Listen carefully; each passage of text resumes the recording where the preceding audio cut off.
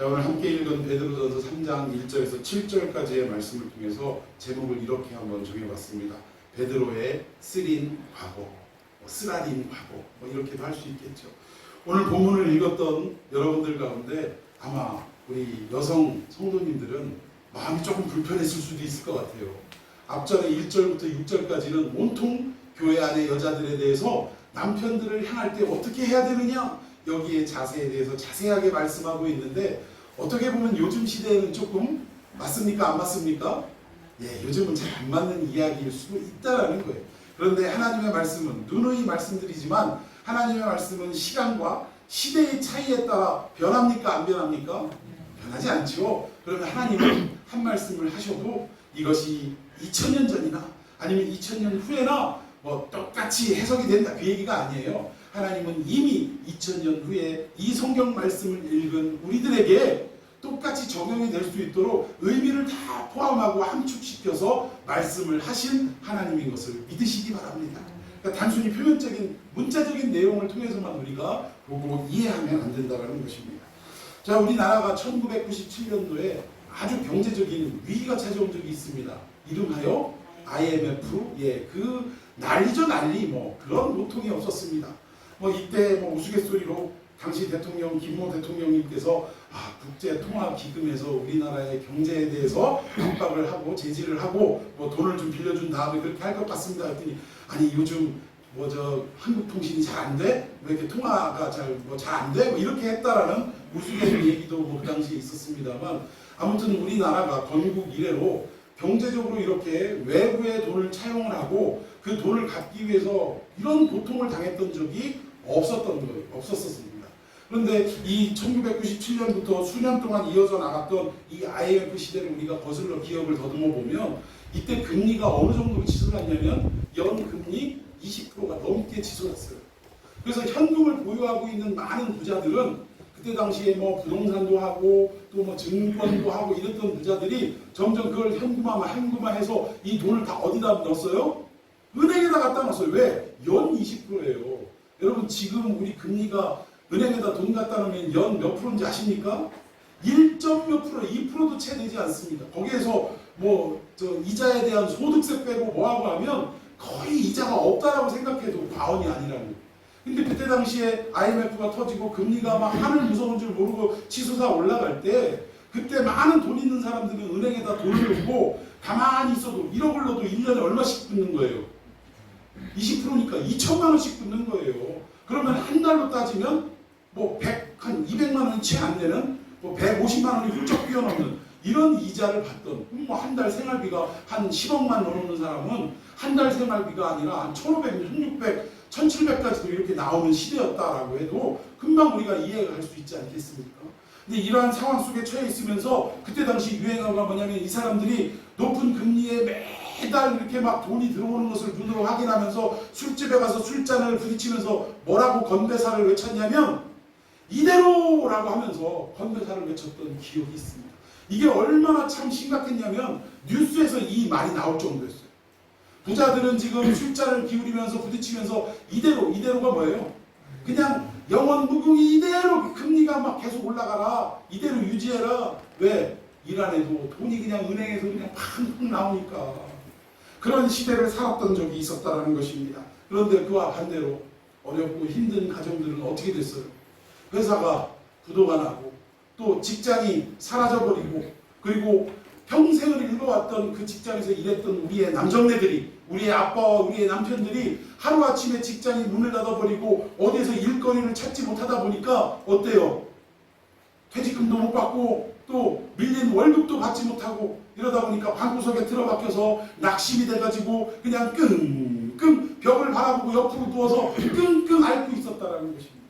그런데 그때에 많은 가정들이 참으로 갈라지기도 하고 무너지기도 하고 깨지도 하고 그랬지만, 그래도 그때를 잘 넘겼던 많은 가정들이 있었다라는 거예요. 근데 어떻게 그 가정의 위기를 넘겼었냐? 여러분, 다른 거 아닙니다. 남편들은 모든 거 다 잃었다고 기운 빠져가지고 벽 바라보고 누워가지고 끙끙거리고 있을 때 엄마들이 어떻게 했어요?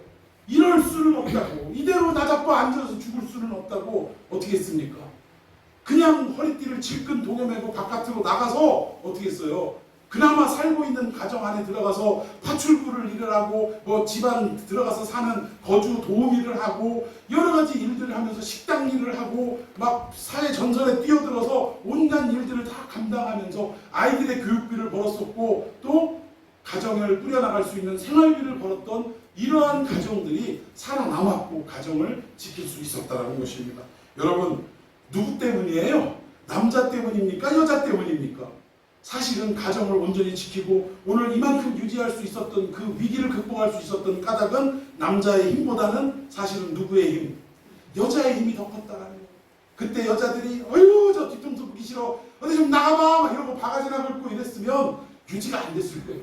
그런데 남편에게 오히려 등을 토닥거리고 여보 괜찮아 이 어려운 거 금방 지나갈 거야 조금만 우리 같이 고생합시다 이러면서 위로해주고 서로를 격려해주고 그러면서 밖에 나가서 푼돈이지만 나가서 열심히 돈을 벌어서 유지해 왔기 때문에 사실은 어머니들의 힘이었고 아내들의 힘으로 IMF를 극복했다고 해도 사실은 과언이 아니라는 사실입니다. 이렇게 여성들의 힘이 위대합니까? 안 위대합니까? 위대한 거예요. 여러분 동의할 건 동의하셔야 됩니다. 위대한 그 여성들의 힘에 우리도 동의해주고 우리 그 아내들의 노고와 수고에 어떻게 해야 돼요? 늘 감사와 사랑의 표현을 하는 우리 남성 여러분들 되시기를 예수님의 이름으로 축원해 드리겠습니다. 예, 아멘입니다. 자, 그런데 오늘 본문이 기록됐을 때 베드로가 이 편지를 썼을 때 당시를 회상해 보면 거슬러 올라가 보면 여자들의 위치가 여자들의 지위가 어땠습니까? 사람의 숫자에도 들지 못하던 때였고 여성의 지위가 아주 오히려 밭에서 일 잘하는 소 한 마리만도 못하던 때가 이 당시였다라는 것입니다. 그래서 로마 시대에 이런 말이 있었대요. 참 이런 말이 진짜로 있었는지 뭐 확인을 하지는 못했지만 어쨌든 문헌을 통해서 기록된 내용이니까 아내를 빌려줄지언정 돈은 빌려주지 않는다. 이런 말이 있었대요. 근데 여러분 여기 강조점은 뭐냐면 아내를 빌려줘라 이 얘기에 강조점이 있는 게 아니라 그때 당시에 여성의 지위가 형편없었다라는 것을 지금 여러분들에게 알려드리기 위해서 이 말씀을 드리는 거예요. 2000년 전에 여자 알기를 뭐 이렇게 알았다 그러라고 지금 말씀드린 건 결코 아니라는 것을 꼭 알아두시기를 바랍니다. 자, 이렇게 아내 또는 여자들의 사회적 지위가 말도 안 되게 비참했던 이 시대에 왜 베드로가 하나님의 말씀을 증거하는 이 베드로 전서 오늘 본문에 뜬금없이 여자들의 이야기를 왜 부부의 이야기를 갑자기 거론을 했을까? 이 부분에 대해서 우리가 조금 유의 깊게 생각을 하고 넘어가야 한다는 것입니다. 당시 기독교는 남자가 먼저 받아들였을까요? 여자가 먼저 받아들였을까요? 물론 12제자는 남자들이었습니다만 실상 그 12제자를 통해서 가는 곳마다 복음을 전파할 때 그 복음을 먼저 받아들인 분들은 여자들이었다는 거예요. 특히 이방 지역, 이 예루살렘이 아닌, 이 이스라엘이 아닌 주변에 많은 흩어져 있는 이방인들, 그들에게 복음을 증거할 때 또는 유대인이지만 이방에 살고 있는 이 사람들에게 복음을 증거할 때도 역시 남자보다는 여자들이 이 그리스도의 복음을 먼저 받아들였다는 것입니다. 그런데 남자들은 대부분 이제 그때 당시로 표현하면 이교도들이에요. 하나님을 믿지 않는 이교도들인데 아내들은 유대인이거나 또는 복음을 받아들인 이방 여자들이었다는 거예요. 그런데 이때 당시의 문화나 풍습이 여자는 사물, 물건 취급을 받았던 그런 때였기 때문에 남편들의 명령에 남편들이 우리 집안의 가장은 나다! 내가 이렇게 하라면 다 어떻게 해야 돼요? 해야 됐던 그때라는 거예요. 여러분 우리나라도 불과 이렇게 살았던 게 얼마 안 됩니다. 한 집안의 가장인 남편이 또는 뭐 할아버지 또는 아버지가 한마디 딱 하면 모든 식구들이 다 어떻게 해야 돼요? 그 아버지의 말씀에 순종해야 된다는 거예요. 여러분 이것이 참 성경적으로는 뭐 바른 부분도 있습니다. 그런데 전제 조건이 뭐냐? 이 아버지가 하나님의 뜻에 온전히 입각했을 때 하나님의 뜻을 헤아리고 또 그 말씀에 순종하려는 강렬한 마음과 믿음이 있는 상태에서는 이 아버지가 하자는 대로 이 집안의 제사장으로서 하자 하는 대로 순종하면 그 집안은 잘 되는 집안이 될 줄로 믿습니다. 제가 여자들을 뭐 이렇게 뭐 하대하고 그런 의미가 아니에요. 하나님의 말씀 속에 믿음 속에 한 가장이 우리 집은 이렇게 가야겠다라고 안건을 내놓으면 그 안건에 우리가 순종할 때 그 집안은 복된 가정이 된다라는 거예요. 근데 요즘 아버지들의 위상이 어떻습니까? 어떤 집에 가보면 자녀들이 아버지한테 무슨 막내 동생한테 막 혼내키듯이 혼내켜. 그 왜 그런가 봤더니 누가 그렇게 얘기를 하냐면 부인이, 아내가 남편한테 평상시에 그렇게 말하니까 애도 그걸 보고 있다가 아빠가 이렇게 막 이뻐하고 장난하고 막 이렇게 하면 야 저리 가! 막 이러고 뭐 이걸 그대로 이야기를 하더라고요. 그래서 참 아내가 남편에 대해서 어떻게 하느냐가 너무나 중요하다는 사실입니다. 저는 여러분들이 정말 남자들이 이 시대에 다시 한번 집안의 제사장들로 회복되는 역사가 있기를 축원해 드리겠습니다. 요즘 왜 한간에 많이 교육하는 아버지 학교 아시죠? 이 아버지 학교가 결국은 무슨 얘기를 하는 거냐면 아버지가 그 집안에 뭐가 되어야 한다? 제사장이 되어야 한다. 그래서 믿음으로 온 가족들을 잘 케어하고 이끌고 가야 한다. 이것을 말하는 것이 아버지 학교라는 것입니다. 자, 아무튼 예를 들어서 그때 당시에 남자의 힘이 이렇게 셌기 때문에 남자가 우리 집안은 불교야. 그러면 아무리 시집 오기 전에 여자가 기독교에 정말 참 은혜 충만하고 믿음 충만했던 여자라 할지라도 시집을 가서 남자가 우리 집안은 불교야 하면 어떻게 해야 된다고요? 절에 같이 따라가야 하는 시대가 그 시대였다라는 것입니다. 그게 그 당시 상황이었어요. 우리 특히 젊은이들이 이야기 있어서 말씀을 드리는데 가끔 보면 이런 분들이 있어요.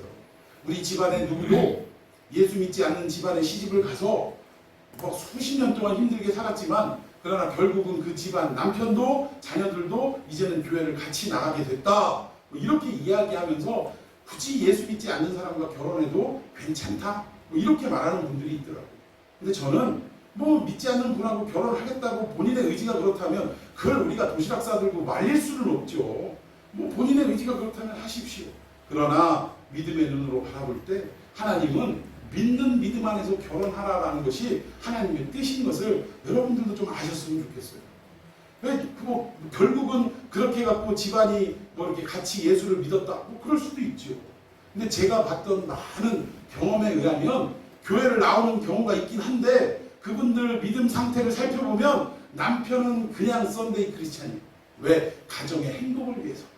그래서 그냥 부인하고 투닥투닥거리지 않으려고 나오는 경우가 대부분이고 그의 자녀들을 보면요 중고등부 때 교회 뭐 공부 때문에 일체 나오지 않다가 이제 대학교 나와가지고 대학교 다니면서 그 어머니가 교회 나오자고 억지로 끌어당기면 교회 현관문 들어오면서부터 얼굴 표정이 달라져요. 억지로 끌려가는 여러분 도살장으로 끌려가는 송아지가 웃으면서 끌려가는 거 봤습니까? 아주 그거 어떻게 아는지 그냥 요물이에요 요물. 자기가 죽으러 가는지 알고 그냥 막 울면서 눈물까지 뚝뚝 흘리더라는 거예요. 근데 이 애들이 막 인상, 오만상을 다 지으면서 무슨 교회 오는 게 지 살 깎아먹는 일인 줄 알고 그냥 인상을 쓰고 다른 어른들 있는데도 그러더라고요. 마지못해 있다가 맨 뒷자리도 아니고 교육자들 앉아있는 뒷자리 아시죠? 거기에 그냥 엉덩이 살짝 붙이고 있다가 축도가 시작되자마자 눈 감으면 호락하고 없어지더라고요. 대부분은 그렇더라고요. 근데 여러분 믿음 있는 사람과 믿음 있는 사람이 함께 만나서 결혼 생활을 해도요 세상 세파와 여러 가지 어려움 때문에 믿음을 잃어버리는 경우가 수도 없이 많습니다. 그런데 믿지 않는 그 상대방과 배우자와 뭐 함께 살아가는 게 오죽하겠냐 이게. 물론 100%다 그런 것은 아닙니다만 우리는 여러분들 아예 결혼할 때 믿음 안에서 결혼해야겠다.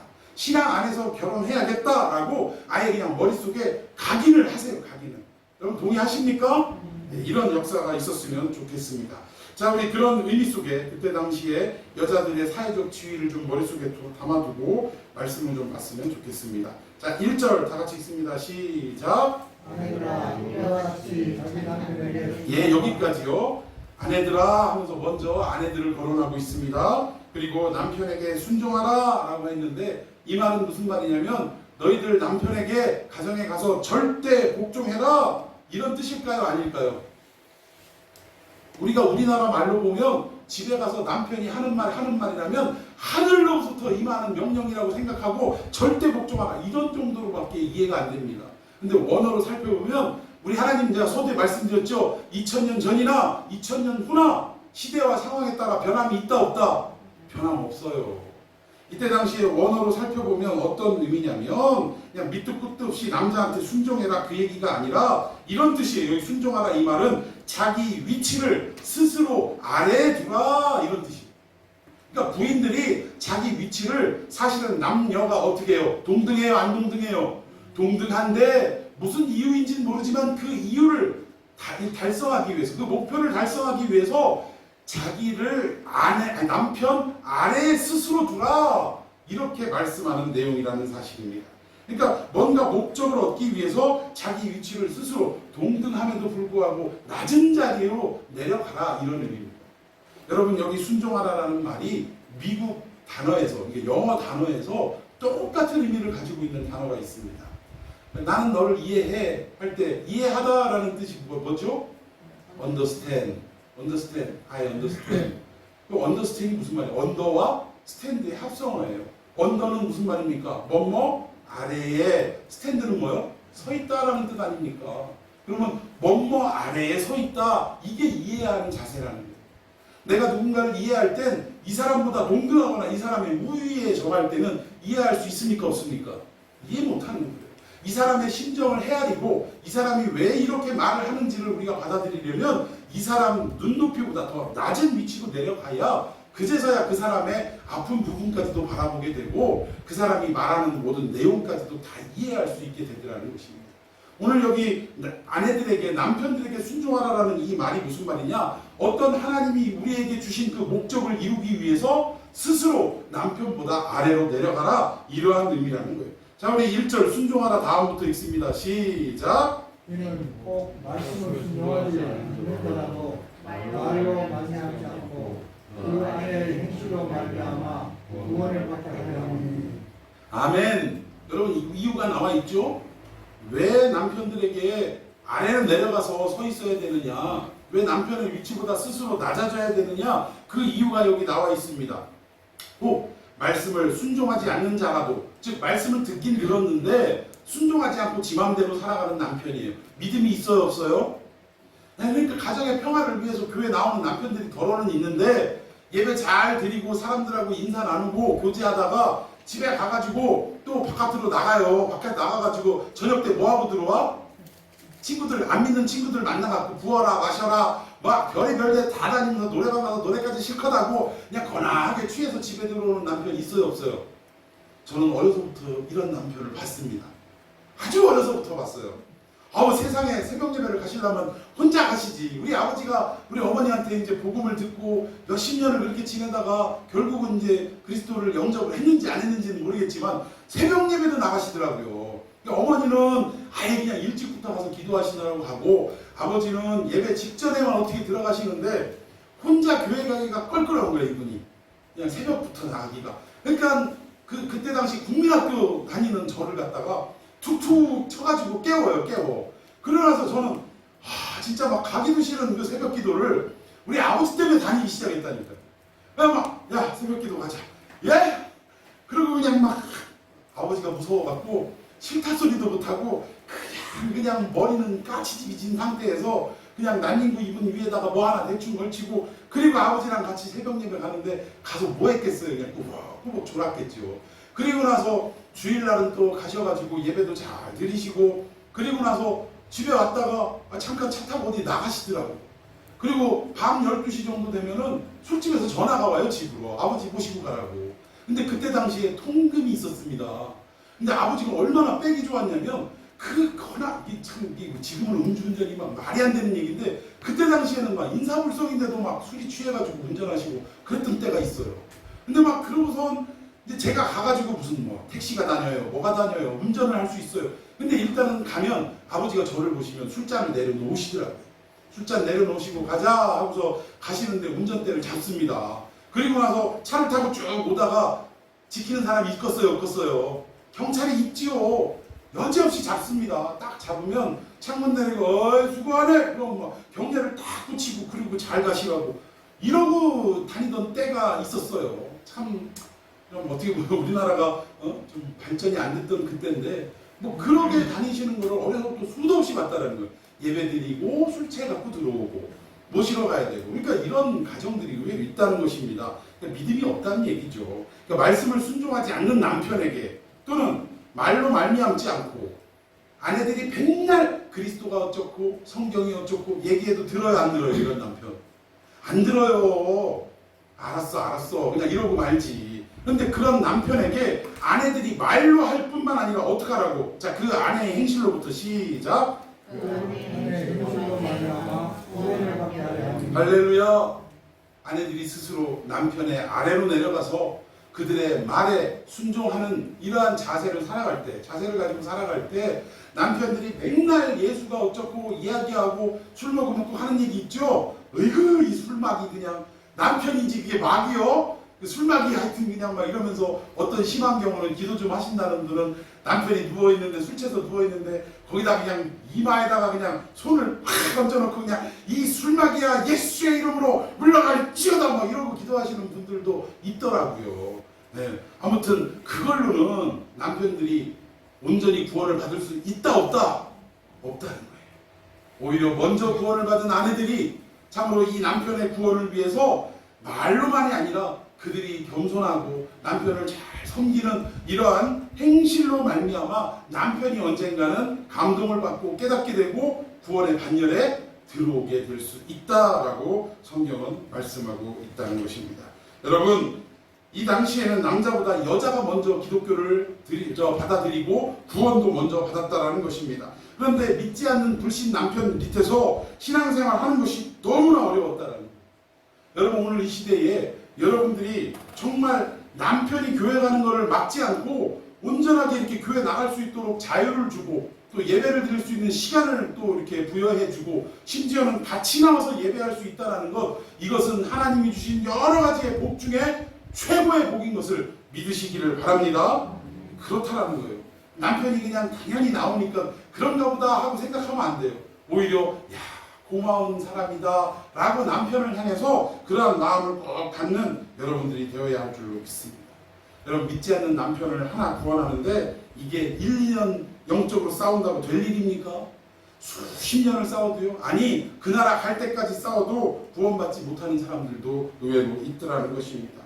이 오랜 시간 걸리는 이 상황 속에 결국 이 여자들이 어떠한 자세를 취해야 되느냐, 자기의 생각과 자기의 지혜로 모든 일들을 하는 것이 아니라 이렇게 남편 앞에 참 그 위치를 스스로 낮추는 것, 순종하는 것, 이것이야말로 가장 지혜로운 방법이라고 성경은 말씀하고 있다는 거예요. 자, 우리 2절도 한번 읽어봅시다. 시작. 너희 여호와여 정결한 행실을 보며. 예, 그렇게 하는 걸 누가 본다는 거예요? 믿지 않는 남편이, 아직 믿음이 없는 남편이 보지 않는 것 같아도 다 본다라는 거예요. 참 제가 충격적인 거는 한번 그 예전에 섬기던 교회에서 무슨 일로 잠깐 예배 직전에 어디를 갔다가 지금 이제 막 교회를 향해서 가는데 부부인 것 같아요. 부인이 교회를 굉장히 열심히 다니시는 것 같더라고요. 근데 남편은 막 가기 싫은 거 막 어떻게든 오늘은 당신만 가 막 이러고 있는 그 막 길거리에서 골목길에서 어떻게 보면 말다툼을 하는 걸 잠깐 들었는데, 야, 부인이 너무 세더라고요. 나중에는 당신이 하다가 뭘로 바꾸냐면 네가 집구석에서 하는 일이 뭐가 있어. 아마 남편이 일자리가 없었던 모양이에요. 네가 집구석에서 하는 일이 뭐가 있어. 그러면서 교회에 예배 한 번 드리자는데 그걸 안 드리냐 그걸 막 이러면서 사람들이 쳐다보든지 안 쳐다보든지 막 자기 승질을 막 있는 대로 남편한테 다 쏟아붓더라고요. 나중에는 욕까지 하더라고요. 근데 그 남편이 막 너무 부끄러우니까 그냥 그 자리에서 못 견디고 몰라 혼자 가 그러고 막 내빼더라고. 도망을 가버리더라고. 근데 그걸 딱 목격을 하고 제가 교회에 들어와서 이제 뭐 앞에 예배 찬양 인도하고 뭐 이렇게 했습니다만 생각이 참 이게 잊어버려지지 않더라고요. 저분이 남편을 그래도 전도하려고 저러시는 건데 저 행위가 과연 맞을까? 아무리 생각해도 맞다는 생각이 들으십니까? 전혀 이건 이해도 납득도 안 되더라고요. 그런데 이 남편이요, 왜 자꾸 이렇게 더 벗어나려고 하는가를 생각해 보니까 결국은 아내가 하는 행동이더라는 거예요. 아내가 하는 말, 행동 이런 것들을 안 보는 것 같아도 다 보고 있더라는 거예요. 오늘 본문도 그 얘기하는 거 아닙니까? 너희의 두려워하며 정결한 행실을 봅니다. 하나님을 우리가 두려워하는 신앙생활하는 모습과 그리고 온전히 그리스도인으로 살아가는 모습들을 남편이 안 보는 것 같아도 다 보더라는 거예요. 어떤 남편이 그러더래요. 나중에 교회 나오면서 그러더래요. 내가 몇십 년을 당신을 봤는데 당신은 진짜 예수쟁이더라. 그 얘기를 하더래요. 그 몇십 년을 핍박하고 그냥 못 살게 굴더니 마지막에 손들고 항복하는데 그 얘기를 하더래요. 몇십 년 동안 당신이 교회 다니는 걸 봤는데 나는 그냥 가짜 예수쟁이가 아닌가 싶었는데 당신이 내가 지켜보니까 진짜 예수쟁이더라. 내가 그렇게 막 힘들게 하는데도 끝까지 교회에 나가서 예배드리고 참으로 그렇게 하는 것들을 볼 때, 그리고 오히려 와가지고 남편한테 밥도 잘 차려드리고 막 이렇게 순종하는 모습을 볼 때 당신이야말로 진짜 예수쟁이라고 말하는 그런 고백하는 내용들을 제가 들었던 적이 있어요. 여러분들이 이 시대에, 우리 여성들 특히 이 시대에 여러분들이 뭐 낮아서가 아니에요. 남녀 평등히 하나님은 처음부터 인간을 만드실 때부터 그렇게 만드신 줄로 믿으시기를 바랍니다. 그럼에도 불구하고 남편 하나 구원하자고 우리가 그러한 낮아지는 자세를 스스로 취하게 되더라는 사실입니다. 그러한 여성분들이 되기를 축원합니다. 예, 아멘. 자, 3절 또 봅시다. 시작. 너희의 단장은 머리를 뿌리고 금을 차고 아름다운 옷을 외모하지 말고. 예, 여기 보면 단장한다라는 이야기가 나오는데 뭐 다 알아들으시겠죠? 외적으로만 단장하지 말고 너희의 내면을 단장하라 이 얘기인데, 여기에 단장하다라는 말이 뭐냐면 코스모스라고 합니다. 코스모스에서 무슨 말이 나왔냐면 코스메틱이 나왔어요. 코스메틱이 뭐예요? 여자들 화장. 그러니까 결국 여기서 단장하다라는 말은 오늘날에 화장하다라는 말에서 이게 말이 여기에서 파생이 됐다라는 것입니다.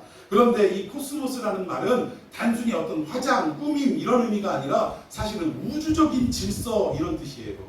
그러니까 여성들이 화장을 하는 것은 무엇을 위해서 하는 거냐? 우주적인 질서를 잘 이렇게 정비하기 위해서 화장을 하는 거예요.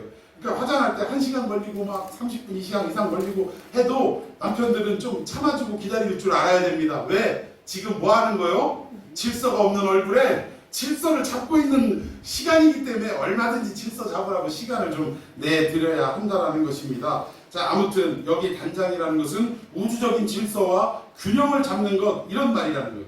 그러니까 겉으로만 꾸미려고 애쓰지 말고 너희의 내면을 꾸미는데 힘을 다하라라는 베드로의 어떻게 보면 권면이라고 말할 수 있다는 것입니다. 자, 우리 4절 읽어봅시다. 시작. 오직 마음에 숨은 사람을 공부하고 안전한 심령에 섞지 아니할 것으로 하라. 이는 하나님 앞에 값진 것입니다. 예, 육적으로야 화장품으로 화장을 하지만 영적으로는 어떤 시간이 지금 화장을 하는 시간이라고 말씀하는 거냐면, 오늘 저와 여러분이 이 자리에 모여서 하나님을 예배하는 이 시간, 이 예배가 우리의 영적인 단장이며 영적인 화장이라는 것을 믿으시기를 바랍니다. 그러니까 우리가 이 예배가 조금 길어져. 우리 사실은 제가 생각해도 우리 예배가 좀 길긴 길어요. 제가 늘 설교를 좀 줄이려고 애를 쓰는데도 전하려고 하는 욕심이 크다 보니까 자꾸 줄이지를 못하고 막 계속 더하게 되더라고요. 근데 아무튼 뭐 언젠가 여러분들의 바람과 저의 어떤 절충선이 분명히 나타나게 될 줄로 믿습니다. 아무튼 여러분들을 뭔가 균형이 맞지 않아 보이니까 우주적인 질서를 이루고 균형을 이루기 위해서 말씀을 자꾸 전하는 거예요. 여러분 그렇게 좋게 받아들이시기를 바랍니다. 예, 이렇게 예배를 통하여 우리가 내면의 어떤 질서를 잡고 균형을 잡는 시간이고 단장을 하는 시간이다 라고 말씀을 할 때에, 여러분 아무리 뭐 이런 말이 있어요. 이런 사람들은 세상이 감당하지 못하는 사람이 된다.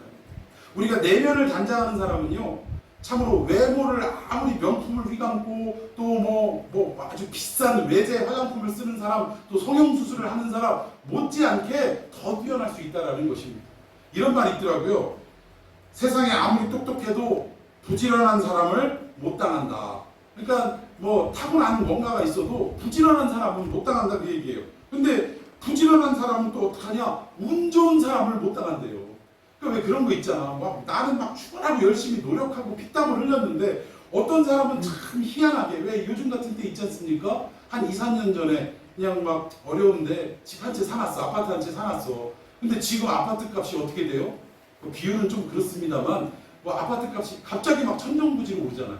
그러니까 어떤 사람은 부지런해가지고 남들 먹는 거 안 먹고 입는 거 안 입어서 열심히 한 푼 두 푼 모아가지고 이랬는데 이건 부지런한 사람이죠. 그런데 어느 날 갑자기 그냥 집을 안 사던 사람이 그냥 집을 한 채 샀는데 1년 뒤에 이게 막 몇 배가 뻥튀기가 됐어요. 이게 운 좋은, 세상 말로 운 좋은 사람이라고 그러지 않습니까? 그러니까 아무리 열심히 부지런하게 노력해도 운 좋은 사람 당해요, 못 당해요? 대답이 없으셔. 다 못 당하는 거예요. 그런데 이 아무리 운 좋은 사람이라 할지라도 정말 못 당하는 사람이 하나 있더라. 그게 누구냐? 은혜 받은 사람인 줄로 믿습니다. 하나님 앞에 은혜 받은 사람은요, 아무리 부지런하고 아무리 운이 좋은 사람이라 할지라도 감당할 수가 없는 거예요. 여러분 이삭의 사건을 기억하십니까? 아니 그 아비멜렉이 우물을 갖다 다 메꿔버렸어요. 근데 이삭은 거기에 맞대응하고 전투를 벌이지도 않고 그냥 내비둬라 하고 다른 곳 가서 또 땅을 팝니다. 그런데 우물이 또 터져 나왔어요. 두 번째도 와서 또 메꿉니다. 참 이게 못돼 먹은 사람이에요. 세 번째도 또 땅을 팠는데 우물이 또 터져 나왔어요. 아비멜렉이 이쯤 되면 짱구가 아닙니다. 왜냐? 우리나라는 그래도 지하수가 좀 있고 하니까 땅을 좀 200m 이상 깊이 파고하면 웬만하면 다 물이 터져 나온다고 그러잖아요. 근데 메소포타미아 지난주 수요일날 제가 보여드렸지만 물이 정말 귀한 땅입니다. 아무리 땅을 파도 뭐 500m 이상 파도 안 나오는 땅은 안 나오는 거예요. 그런데 그런 땅에 아비멜렉은 아무리 땅을 파도 물이 안 나오는데 이삭은 갖다가 좀 과장하면 그냥 삽질 몇 번 하면 물이 터져 나오는데 이걸 어떻게 감당하냐고요. 이런 사람을 감당할 수 없는 거예요. 가만히 원인을 지켜보니까 누가 그와 함께하고 있더라? 하나님이 그와 함께하고 있더라. 이걸 은혜 받은 사람이라고 이야기하는 것입니다. 은혜 받은 사람은 세상의 그 어떤 힘으로도 감당할 수가 없다라는 거예요. 여러분 이러한 삶이 되시기를 예수님의 이름으로 축원해 드리겠습니다. 그러니까 우리가 예배를 소홀히 해야 돼요, 안 해야 돼요? 우리가 소홀히 하면 안 된다는 것입니다. 예배 드리는 그 순간이 우리가 단장을 하는 그 시간이고, 단장을 한다는 것이 우주적인 질서를 잡는 그 시간인데, 하나님은 그런 사람을 어떻게 하신다라는 거예요. 복 주시고 은혜 주신다 그 얘기입니다. 그런 사람들은 결국 세상이 감당할 수 없는 그러한 사람들이 될 수 있다라고 성경은 오늘 말씀하고 있는 거예요. 자, 이 단장 그래서 외적인 단장이 아니라 우리의 믿음의 단장이고 내면의 단장이 되어야 한다. 여러분 이러한 단장이 이루어지기를 축원합니다. 자, 이렇게 여자들에게 이 강조를 하고 난 다음에 베드로가 이제 남편들에게 한마디를 합니다. 자, 우리 7절 봅시다. 시작. 남편들아 이와 같이 지식을 따라 너희 아내와 동거하고 그를 더 연약한 것이요 또 생명의 은혜를 함께 이어받으려고 하라. 이이니라. 이는 너희 부모가 바뀌지 아니하게 하려. 아멘. 여기 보니까 뜬금없이 남편들에게 아내와 동거하라라고 얘기했는데, 그러면 이전까지 남편들이 아내와 별거했다 이 얘기일까요? 그건 아니에요. 그런데 왜 베드로가 갑자기 아내와 동거하라라고 말하고 있냐면, 이 말은 어떤 의미? 아내들하고 떨어져 있지 말라 그 얘기예요. 늘 아내와 함께 하라 이 얘기입니다. 그러니까 사실은 우리가 경제적인 문제 때문에 요즘 뭐 주말 부부도 있고 뭐 이런데, 사실은 성경적으로 볼 때 주말 부부는 좋은 어떤 우리 삶의 모습은 아니라는 거예요. 남편들은 아내들과 같이 있어야 합니다. 여러분 믿습니까? 네, 그런 삶을 살아야 된다는 거예요. 그런데 왜 베드로가 갑자기 이 얘기를 했느냐? 우리가 여기 보니까 기도하는 일 외에는 아내와 함께 있으라라고 했는데, 여기 의미는 뭐냐면, 그러니까 당시에 이 고린도 교회라든가 이런 데가 문제가 있었어요. 우리가 은혜 받고 성령 받으면 이 결혼을 한 사람들이라 할지라도 남편과 아내가 어떻게 해야 돼요? 각방을 써야 되고, 심한 경우에는 뭐 이혼하는 것처럼 뭐 이렇게 떨어져 살아야 되는 게 그게 옳은 일인 줄 알았던 때가 있었다라는 거예요. 그리고 심지어 미혼들에게는 뭐라고 얘기했냐면, 야, 장가가지 마, 시집가지 마, 이거는 결코 우리의 믿음에 도움이 되는 일이 아니야, 이렇게 주장할 때가 있었다는 거예요. 그러니까 이때의 그 사도 바울도 그러지 마라. 남편과 아내와는 같이 살아야 한다. 그리고 언제만 떨어져 있어야 되느냐? 어떤 특별한 목적을 두고 기도의 제목을 삼아서 그 기도하는 시간 외에는 언제나 남편과 아내는 함께 있어야 할지니라 라고 말씀하는 내용이 있더라는 거예요. 여러분, 뭐 우리가 신령한 하늘의 은혜를 받았다고 해서 갑자기 아내와 이렇게 뭐 합방을 하지 않는다거나 이런 부분들은, 이건 잘못돼도 한참 잘못된 거예요.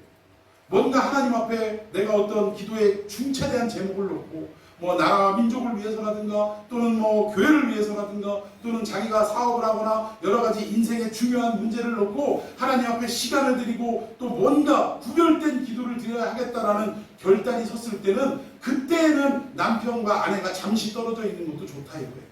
기도원에 가서 기도를 하든 아니면 뭐 여러 가지 어떤 기도의 처소에 가서 기도를 하는 시간을 갖는 건 좋다. 그러나 그 외에 일상에서는 어떻게 하라?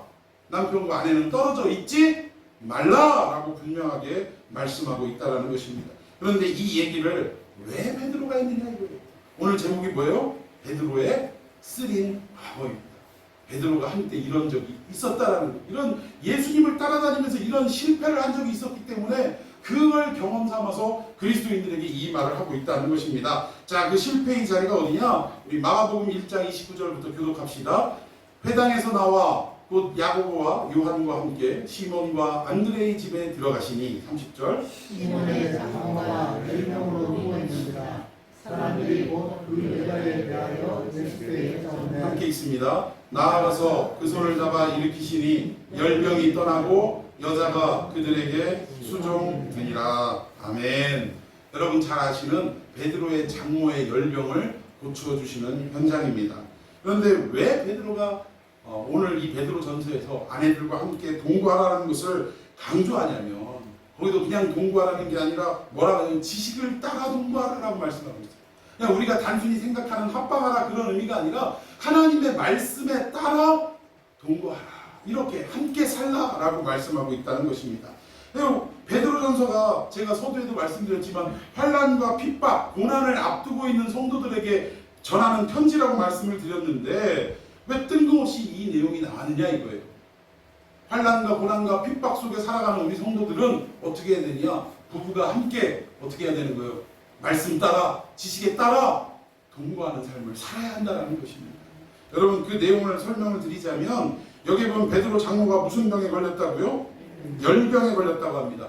영어 성경을 보니까 fever라고 진짜 우리가 막 열사병 같은 이런 병이다라고 단어를 그렇게 선택을 했더라고요.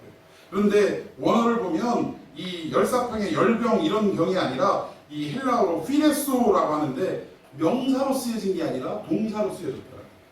그러니까 열이 오르다 이런 뜻이지 열병 이런 명사가 아니라는 것입니다.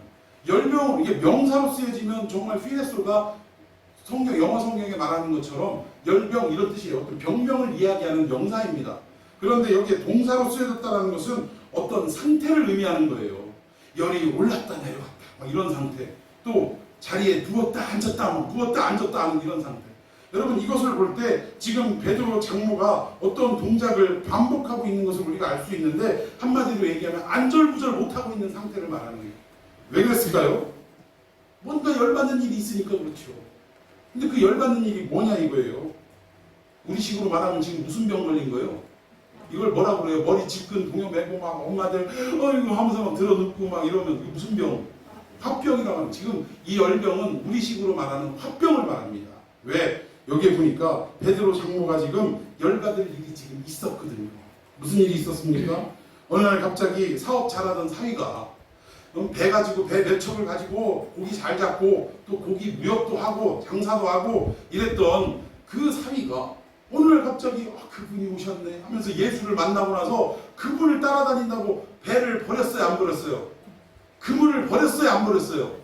자기 일상을 다 접어두고 그냥 예수님만 바라보고 쫓아다닌 거예요.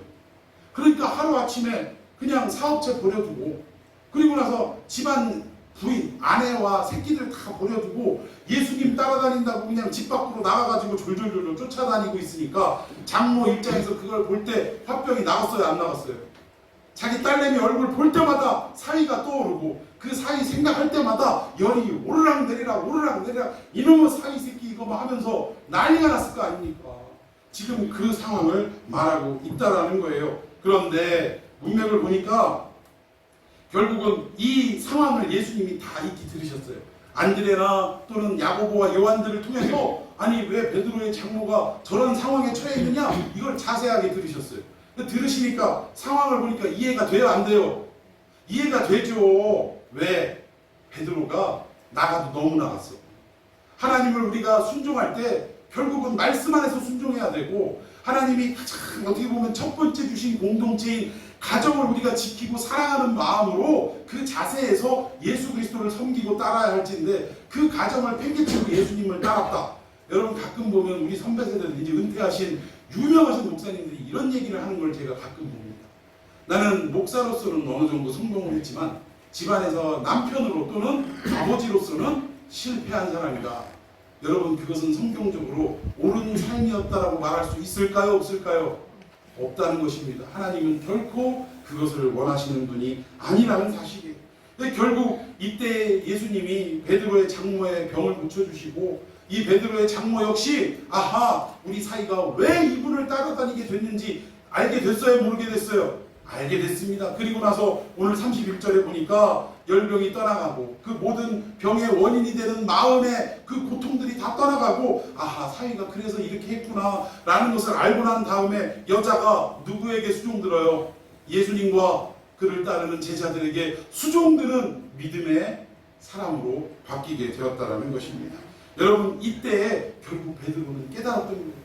내가 예수님 따라다니겠다고 가정도 팽개치고 그냥 쫓아다녔는데 이것이 우리 주님의 뜻이 결코 아니구나 라는 것을 깨달았다는 것입니다. 그래서 사복음서에 보면 힌트들이 나와요. 베드로는 어디에 가든지 항상 누구를 데리고 다녔어요? 눈치들이 없으셔. 누구를 데리고 다녔겠어? 장모님 데리고 다녔겠어요? 자기 부인을 꼭 데리고 다녔다. 왜? 이때 예수님께서 아내에게 정말 어떻게 하는 것이 진짜 사랑인지, 하나님이 우리에게 명령하신 사랑인지를 제대로 보여주셨기 때문입니다. 그래서 베드로는 그 사역의 길을 머나먼 이방을 갈 때도 항상 누구를 대동하고 다녔다? 아내를 대동하고 다녔다라는 것입니다. 근데 결국 이 7절에 보니까 결국 뭐예요? 지식을 따라 너의 아내와 동거하라라는 말은 우리가 믿음 생활 때문에 아내를 팽개치고 자식을 팽개치고 가정을 팽개치라 이 얘기가 아닙니다. 우리가 오히려 믿음이 있다면, 우리가 예수님을 믿는 성도라면 어떻게 되냐? 오히려 더욱더 아내를 사랑하고 자녀들을 챙기고 가정을 위하는 사람이 되어야 한다라는 것을 예수님이 친히 말씀하고 있는 내용이라는 거예요. 여기 베드로전서 10장에도 이 바울이 비슷한 말을 했는데 너희가 하나님께 열심은 있으나 지식을 쫓음이 아니니라, 이 얘기는 뭐예요? 예수 따르겠다고 가정 팽개친 것은 열심은 있으니까 그 일을 한 거예요. 열정이 있으니까 그 일을 했지만 이것이 결국 하나님의 말씀인 지식을 쫓음이 아니라라고 분명하게 바울은 말씀하고 있다는 것입니다. 하나님이 원하시는 것이 뭔지도 모르고 열심히 뛰고 있는 거예요. 여러분, 집안에서도 그렇지 않아요? 아내가 원하는 건 따로 있어. 근데 남편들이 이걸 알아요? 몰라요? 몰라요. 아내가 원하는 건 무슨 큰 모피코트를 사다 주고 반지 번쩍거리는 걸 사다 주고 그게 아니요. 우리 아내들이 원하는 건 뭐예요? 나도 하나 모르겠네. 뭐예요? 아내의 마음을 이해해주고 아내가 하는 말을 잘 동조해주고 따라주는 것. 맞습니까? 왜 그거보다 돈 많이 갖다 주는 게 좋나요? 그렇다라는 거예요. 그런데 우리는 아내 말은 지지리도 안 듣고 아내가 하자는 것은 전혀 관심도 없으면서 그냥 열심히 돈 벌어갖고 월급봉투 두툼하게 갖다 주면 모든 내 할 일을 했다라고 생각을 하는 거예요. 그러니까 아내의 이 텅 빈 마음을 채워줄 수 있습니까? 없습니까? 돈은 아무리 많이 갖다 줘도 아내의 텅 빈 마음을 채워줄 수 없게 되더라는 거예요. 이게 뭐냐? 열정은 있으나, 돈 갖다 주는 건 열정이 있으니까 갖다 주는 거예요. 믿으니까 갖다 주는 거예요. 그러나 뭐가 없는 거예요? 지식이 없는 거예요. 아내가 진짜로 원하는 게 뭔지를 지식이 없기 때문에 이런 일들을 행한다라는 것입니다. 우리의 믿음의 세계도 마찬가지다. 그 얘기를 말씀을 드리는 거예요. 오늘 여러분의 삶 속에 신랑 되신 그리스도가 우리를 어떻게 사랑하셨는가, 그 지식을 쫓아 균형 있고 아름다운 단장의 삶이 있기를 축원해 드리겠습니다. 남편은 주 안에서 말씀 따라 아내를 더욱더 사랑하고 아내와 함께하는 삶을 살아야 되고, 우리 아내들은 남편을 향해서 어떻게 해야 되는 거예요? 스스로 그 자리에서 아래로 내려가서 섬기는 삶을 살아야 한다는 것입니다. 여러분, 이러한 삶이 사라질 때 결국은 우리 가정에 IMF보다 더 심하고 이 코로나19보다 더 어려운 상황이 닥쳐온다 할지라도 우리의 가정을 흔들 수가 있습니까? 없습니까? 없는 거예요. 여러분, 이 믿음의 가정, 결국 환난과 핍박을 앞두고 이 베드로가 이 말씀을 한 이유는 여기에 있다. 우리 가정이 이렇게 말씀 따라 무장하기만 하면, 남편은 이렇게 행동하고 아내는 이렇게 행동하면 어떠한 어려움이 찾아오는지 할지라도 우리를 흔들 자가 없다라는 것을 지금 말씀하고 있습니다. 여러분, 이 어려운 시대에 오늘 말씀 붙들고 아름다운 가정을 말씀 따라 이루어 가심으로 어떤 어려움도 우리의 가정을 요동치 못하게 하는 놀라운 은혜의 역사, 축복의 역사가 있기를 예수님의 이름으로 축원해 드리겠습니다.